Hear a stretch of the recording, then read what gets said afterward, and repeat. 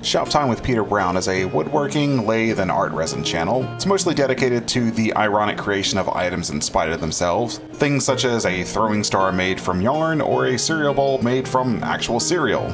Peter's been featured on a number of channels such as Braille Skateboarding, William Osman, and appeared on Tested with Adam Savage. You know, that guy what did all those myths you liked as a kid, as well as a whole host of other maker channels. Peter's fabricated everything from his left foot to a hammer made out of an actual book. Peter is an awesome maker with a great personality and excellent comedic timing. If you have an afternoon to kill, there are plenty of worse ways you could spend it than checking out Shop Time. Aside from that, let's get on to making some silly dice. For these dice, I'm gonna do what I'm originally planning on doing, which was taking either something from the show or a logo and turning that into the icon for the 20 on the D20, and then the rest of the dice are just going to be kind of themed around what's going on. I'm not going to make a full set of dice with it, but this one I'm going to make two. I'm going to make a D20, and then I have something already pre-made for the D6. With working with this, what we need to remember is that we're working with basically negative space. I can't really add colors into this, so I can't get this full range of colors. Well, I could, but it'd be really tedious to paint. So what we're going to do is we're going to take advantage of just negative spacing. I think that's what it's called. And we have the background, which is going to just be a white. Or black is what's there and white isn't, if that makes sense. Basically, on a flat plane, black will be what sets in and white stands out, or stands out back flush. So the first thing I want to do is I want to cut out this axe if I can.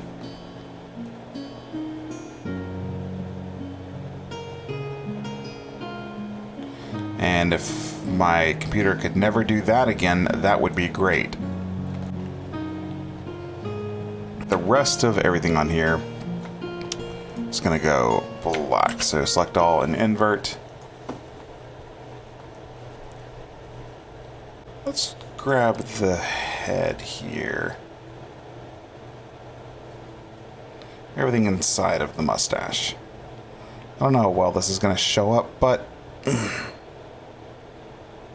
And now, also I would grab the Shop Time logo on the axe, but there is no way at the scale that we're doing this that will even remotely show up. Oh, interesting. I do need that to actually still exist.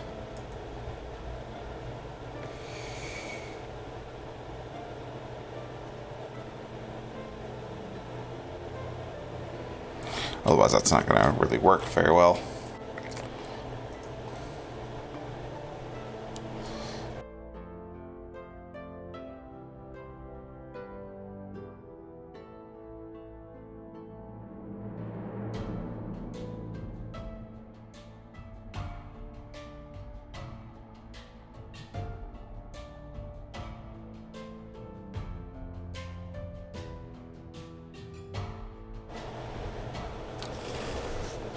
I think that's gonna be what we want right there.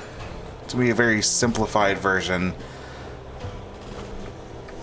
And I think that's the best we're gonna get that's going to actually show up in its scale on a D20. So I think that's gonna work. Alright, so we'll go ahead and head over to pick SVG and turn this into a scalable vector graphic. And let's see. Ready to, I think is what we want. There we go. That's what I normally use is ready to. And we'll want strong. There we go. I like that. Alright. That looks good.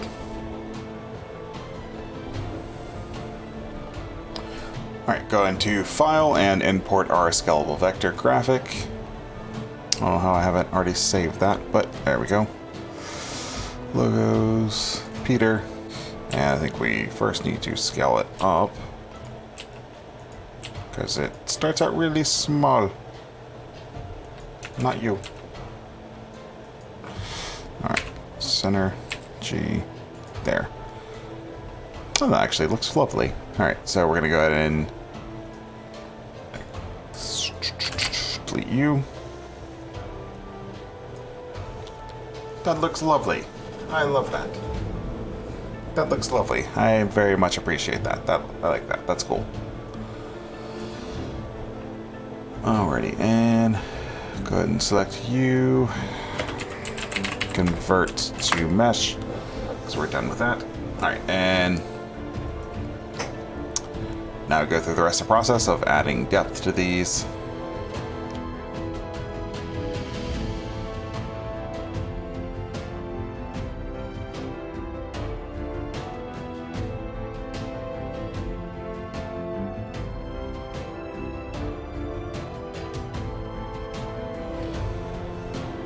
Alright, now we're going to go and add our boolean, removing the Peter from the dice, and apply.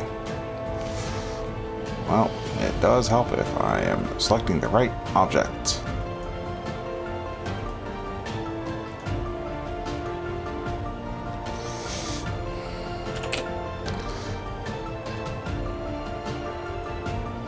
Alrighty, and one thing I did forget to do that I'll go ahead and do now. Yeah, that's what I thought. Tab A. There we go. That should take care of that.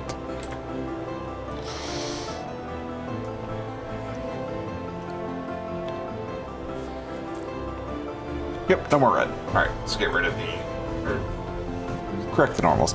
So that's what I mean by kind of working with negative space. See how his arm and the axe handle itself are now carved in, as well as his face. I could have probably done part of his hoodie as well, or not his hoodie, his beanie, but I think that should be fine. Yeah, I like that. Okay. I think that looks good. Okay, so we'll go ahead and export this because we're done with that one now. Alright, so like I said, I do have a second dice I was going to make, is the D6. And yes, I use zoom to mouse. I prefer it. So the first thing we need to do is get rid of you because I don't need you. Import scalable vector graphic.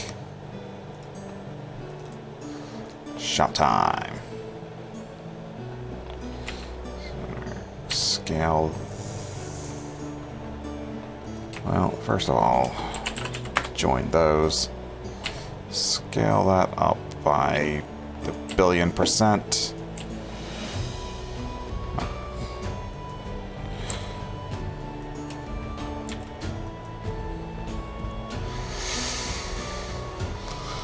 And, interesting. So we're gonna have to kind of hand center that. Right there. Okay. I like that. Convert to mesh. There we go.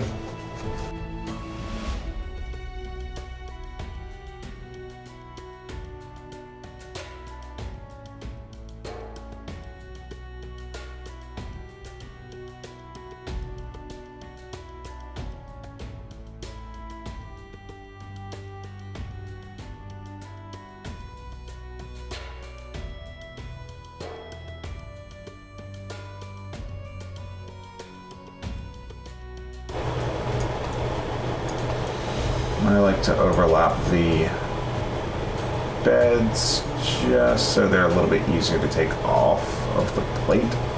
Or I can just do that in one quick pass. We'll just get rid of everything. Or pull everything off of the build plate.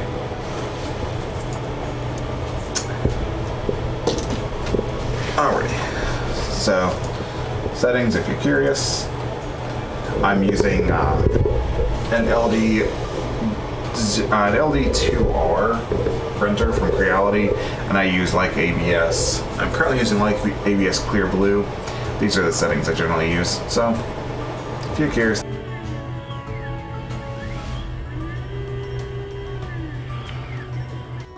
We got those printed and freshly polished.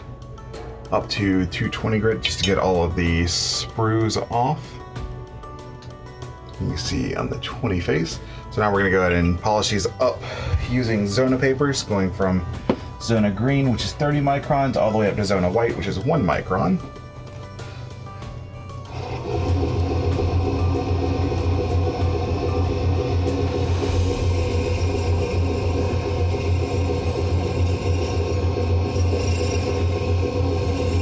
After being polished, you can see they are crystal clear. The numbers themselves are a little bit hazy, but that's fine. That's intentional. The numbers obviously aren't going to get polished because they're going to get painted, so that won't matter. Camera might pick up a few micro scratches, but honestly, the overall product, you're not going to notice them. But look at that. All right, so we've got them already sprued up. Basically, toothpick into the dice, glued to a D6, and then we're going to put these in cups, fill them with silicone, put them in a pressure pot at 40 psi or 3 bar overnight, and then demold them in the morning, and then we'll get on to making the dice. So for this project, we're going to be using Mold Max 20. It's a 10 cure silicon, 20 being the strength of the silicon. This is a 10 to 100 or 1 to 10 ratio. 10 parts A, 1 part B. And that is by weight, not volume. So you will need a scale if you're going to use this stuff, but I highly recommend it on 3D prints because platinum silicon doesn't like to cure with UV resin. So like I said, we are going to need a scale. So got a little digital one from Amazon. It's not super precise, but it's precise enough, and it largely doesn't matter that much. You don't want to get them as exact as possible, but being a gram over here or there is not gonna hurt too much, or a 1/10 of a gram. So yeah, we're gonna kind of eyeball this, because I don't exactly know how much we need. I'm gonna kind of fill it up to that line. I think that should be a good stopping spot. There you go. That is, let that settle. Let's see, 215. That is well more than enough. I actually am going to portion that back because that's way too much. I have something to do with excess, of course, but try not to overuse if I can avoid it. There, I'm happy with that. So 1914, so we want, there we go, 19.2, that's fine. I'm not upset with that. That's close enough that it's not going to matter. Then we bust out our handy patent-pending Japanese stir sticks. And you're going to stir this until your arms start bleeding, and then move it into another container and keep stirring. Do not skip that step. It is very important. If you skip that step, you will likely get very uncured spots in your silicon. It's the step that always bites me if I skip it. If I ever have a set of uncured dice, it's probably because I didn't switch cups between mixing.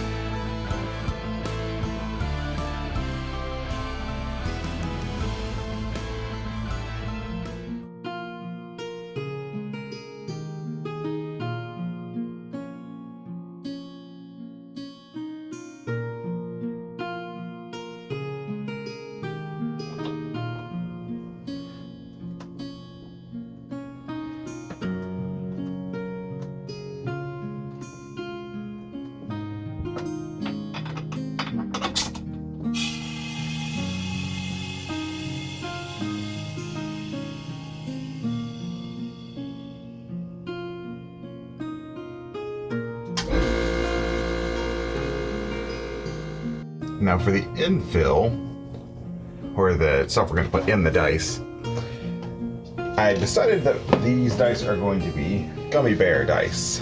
And I've got my gummy bear mold. Now originally I debated on just trying to do a wide variety of things from Peter's channel, but I don't have any bubble wrap or yarn and I don't have a way to precisely cut little squares of rainbow paper at the exact same size 1,000 times, and I'm not 100% sure how I would fit an entire lathe into a D20, though I'm not above doing that. So I decided I have my gummy bear molds. We're going to do gummy bears as the infill. So the resin that we're going to be using for this part is going to be a 2-part resin from Total Boat. It is their tabletop clear resin. It's a 1-to-1 resin by volume. It's supposed to only be poured in very thin layers, and I've had some finickiness out of it, and I don't know if that's due to any little tiny bits of moisture in the air. Apparently Total Boat resin is very, very unhappy with any level of moisture. So I've had it dry clear, and I've had it dry almost white. I haven't figured out why it does that, but for what we're doing right now, it should be thin enough to work properly. I'm mixing up a lot more than I'm actually going to need, just because I'm going to pour this into something else as well. But that's a later thing. So what we're going to make is some Petri style gummy bears. And if you ever heard of Petri style before, it's basically, instead of mixing a color in, we're going to let the color naturally permeate through the fluid of the resin. It comes out in very interesting patterns. It's one of those things where Petri dyes, you can't replicate them. They are all unique. They all do different things based on how the molecules are feeling that particular Sunday afternoon. So they tend to come out looking very interesting. And if you don't know what Petri is, I'm not going to spoil exactly what it is yet. Wait till these are finished and you will see. But the first step in doing this is we need a tiny base layer. And for that, I'm going to grab one of my trusty pipettes. Pipette, Pip Cheerio. And I'm going to cut the tip off of it. I don't have my snips handy, so a razor will have to do, which I'm perfectly fine with. Honestly, I think one pipette full of this resin is well more than enough. Actually, might need a little bit more than one. But so we're not going to fill these gummy bears up, but we've got these 7 slots. So these 9 slots were 3D printed gummies, and these 2 were actual gummy bears. So if you're curious, gummy bears are actually stable in silicon. They don't melt, they don't liquefy, they don't do anything. They cast perfectly. So if you want to make some gummy bear molds, go to your local gas station, buy some gummy bears, and get some silicon. There you go. You can make gummy bears at home. So we're going to just put a little tiny layer. We don't want to fill this up. We don't want to do anything other than getting this little tiny layer in the bottom. And I'm not even filling this up halfway. Actually, yeah, 1 pipette was more than enough. Oh, actually, no, it wasn't, because I didn't see that down there. A little down here. And just because I have the resin, I'll go ahead and just fill up the other 4. Now that 40 minutes have passed, we're going to mix up a fresh batch of resin.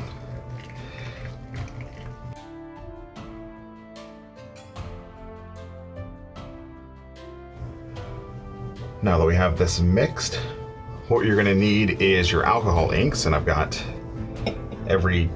assorted colors of the rainbow. We've got red, orange, yellow, green, terry, blue, and purple. Yeah, I don't know. I guess denim is indigo. I always use Ocean's Blue. It's the only thing I really think. I don't have a straight indigo, I don't think, but I guess denim works. And then kind of a sky blue. As long as I have a good gradient, I don't really care. Basically what we're going to do is we're going to put a drop of color in each of these gummies.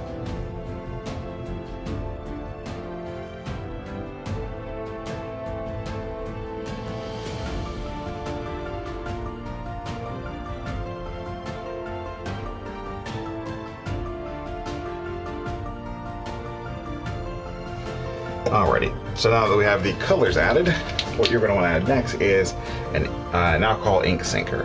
I would tell you the brand of this, but for the life of me, I don't know where my actual full-size container of it is. Found it. Art resin. So yeah, art resin ink sinker. And then I have I bought like 50 of those little containers that I was using on Amazon for like $4 or $5. I use those to mix up my own inks. Which, if y'all are interested, I'd be more than happy to show you how to do. But on with the gummies.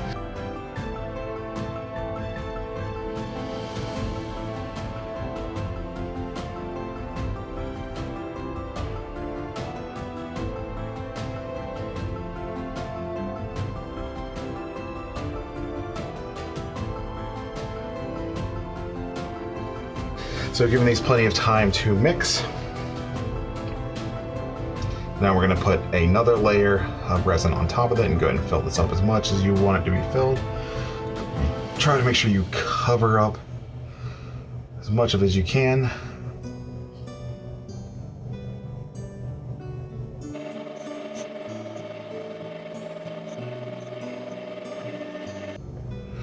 And into the pressure pot these will go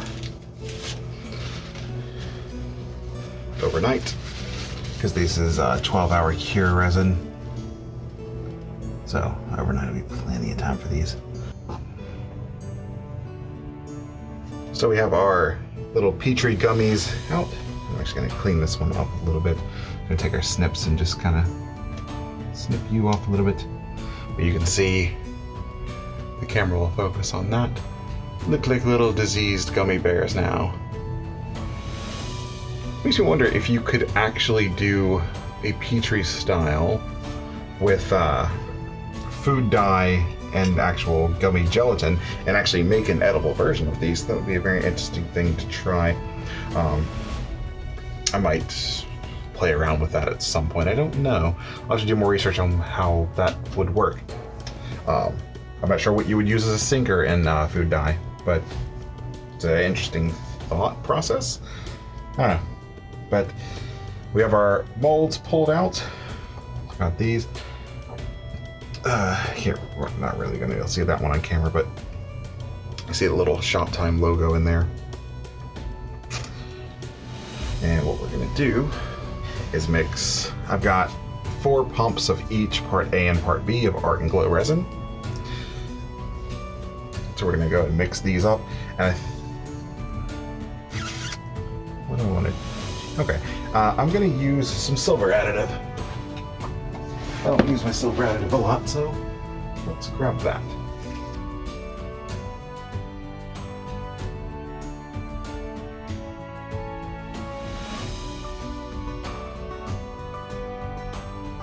I'm going to reserve a little bit for another project, so I'll set that there.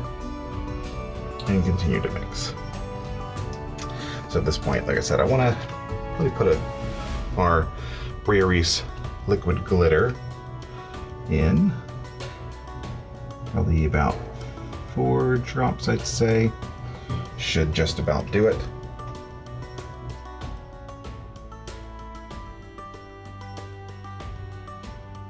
One of these bears didn't really come out that great, and I don't know, like I said, they're all going to be different. But the indigo one, or whatever we're calling indigo, really didn't do anything, and I don't know why. So that's weird and unfortunate. But since that is going to be the lackluster one, I'm going to go ahead and put it in our D4, and it should just barely fit. If not, it may poke out a little bit, but at that point we will just sand that one off and see that it's pried open. It's kind of letting me know it's probably not going to fit perfectly. That's quite all right. All right, we'll just go ahead and tape that up. I will burp them a little bit by just pushing up on the bottom and letting it pull resin back in. There is more than enough resin to actually fill that at this point. And And once it gets into the pot, it should level itself back out nicely. You may notice that I am not wearing gloves. And just for the sake of people at home, I will go ahead and put a glove on this hand. You should generally always wear protective gear when messing with resin. I'm generally very overly cautious about how I handle this stuff, so I don't tend to wear gloves.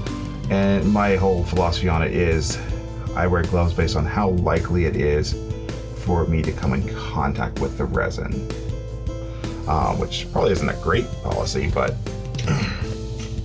you know, that's me. I'm a given. I want to say like how likely it is, unless I like drastically overfill this resin, I'm probably not going to come in contact with it, and I'm pretty good about knowing when to stop putting resin in. Yeah, like right there. Saw that it went, that's because it was done.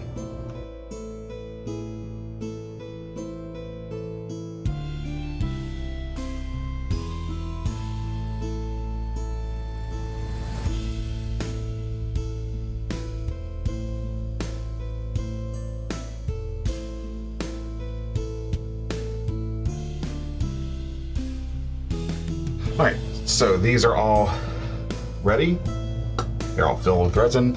They will be going in the pressure pot at 3 bar overnight. We'll come back in the morning, not the morning, we'll come back tomorrow. Paint them, get their final polishing done. While those were drying, I went ahead and resurfaced my pottery wheel. Just used some Total Boat 12-hour tabletop self-leveling resin, and I just mixed it with white and poured it over, and then drew some black lines on it. So yeah, you come out a little bit more visible, but I like it. It's a little. There were some bumps in the last one, and kind of got rid of that with this. This a little more smooth. But these are now out of the pot. You see they look beautiful. See the little diseased gummy bear inside. The D20 came out really nice. It's really clear. Some of these are a little bit hazy, and that's just due to my molds. So I will go and clean these up with some Zona paper. So we're gonna go ahead and run through our Zona papers now. So for like the D20 where it's already really clear, I'm not gonna do a full polish. I'm just gonna kind of get rid of the sides that need to be polished up and the sides that are flashed. So if you can see there's a bit of flashing on that side. If the camera will let you see that, that's what we want to get rid of with the polishing now.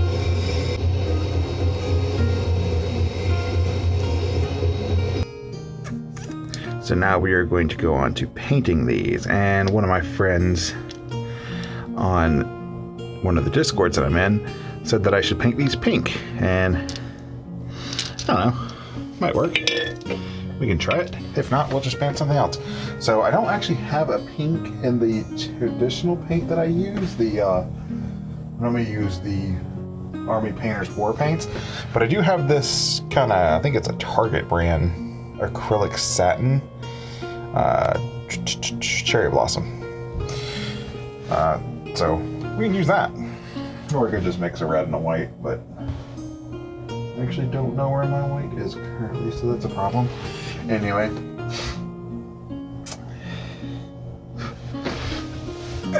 So we'll go ahead and pour a little bit. I was going to paint these last night, then I passed out and fell asleep, so I poured the paint and then I just went to bed. So we're going to use our little push and pull method of just putting paint in where I want it and then pulling it away where I don't with a finger or some other apparatus.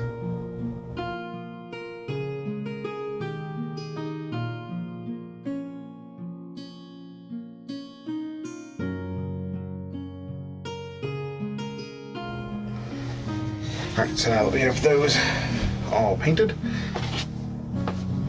I'm going to go up to their final stage of Zona White. Commence with the time lapse again.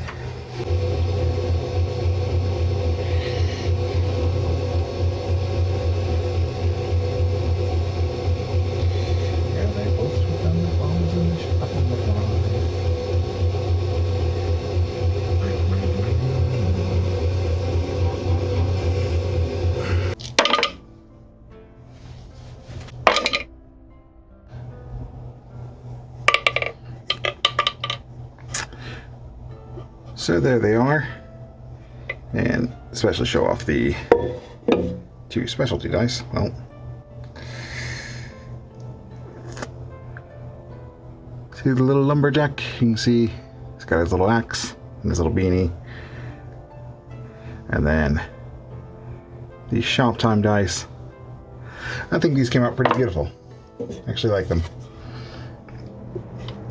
So yeah, these will be packaged up and shipped out probably tomorrow. But if you do enjoy this and you want to see more of this, or you have anybody that you think I should take a look at to make a set of dice for, go ahead and like, comment, and subscribe. And until next time, ta-ra.